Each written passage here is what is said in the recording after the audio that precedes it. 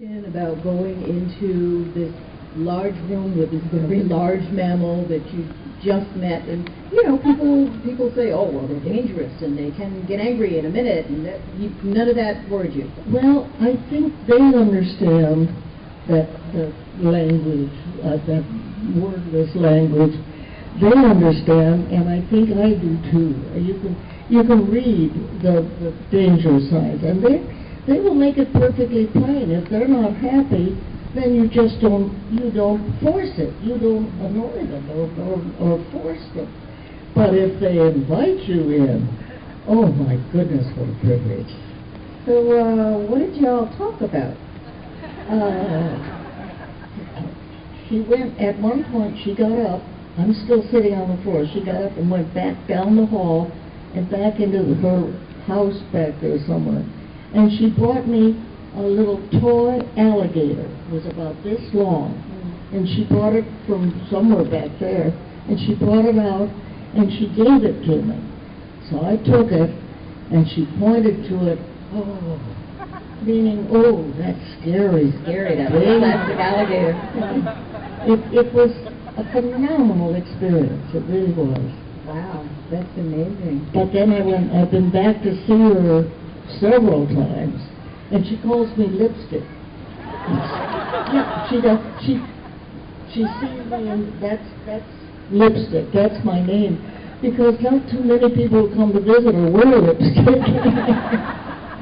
So she remembers you. Yeah. Oh yes. Oh, very much. Yeah. Very much. Yeah. I get a gorilla greeting. I do the. We should be so lucky, right? Talk to me a minute about people who don't live with wild animals, who live with domesticated animals, dogs, cats. This is the research says the number of pet owners in the United States has just done this. It's just skyrocketed. That people like having companion animals. They like the interaction with companion animals. Sometimes we bring them a lot of interesting places. And I'm wondering what you think about people who bring, like, their little dogs or their kittens or what, everywhere.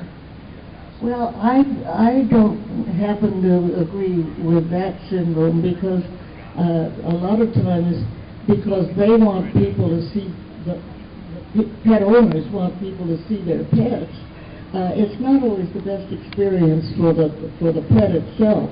There are crowds, particularly little dogs, or that because all they see are ankles and feet, and their person that they love is way up here, and that it's not a very pleasant experience, and sometimes it's a dangerous one. Mm-hmm. Mm-hmm. What about people who dress their little animals up in clothes?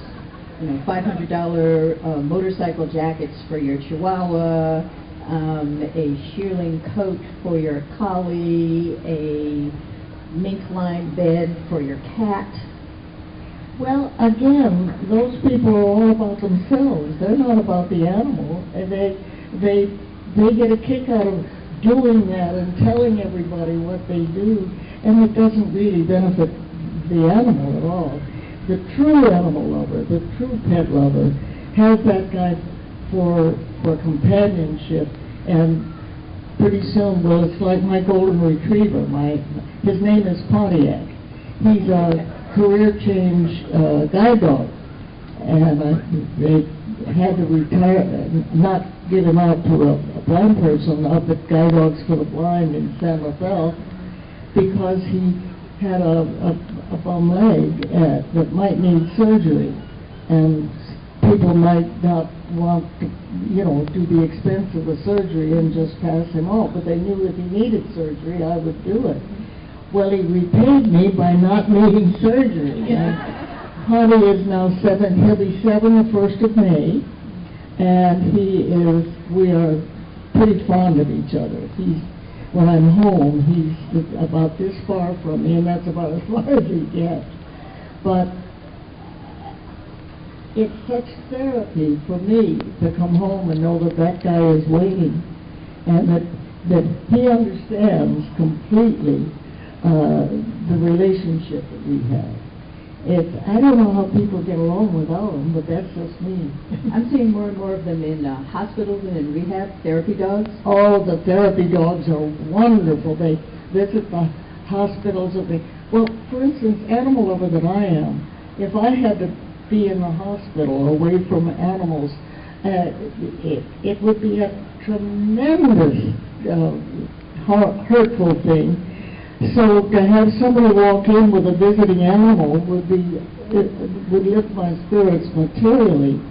Well, that's what these therapy dogs do. They come in and they love what they do, and they know the individual patients. They know the beds that they can jump on. They know the beds that they're not welcome on. But you see the patient, the person. You see them come on, their faces light up, the eyes brighten. It's a wonderful service.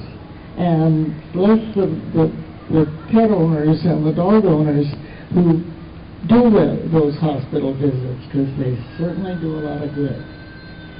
Rescue animal versus for-profit animal, how do you feel about that? Well, the more rescues we can get, the better, but again, don't breed unless you mean it. Well, you say that for many different cases. That's a good rule for your kids. I'll tell my 20-year-old that. Don't breed unless you mean it. Betty says so.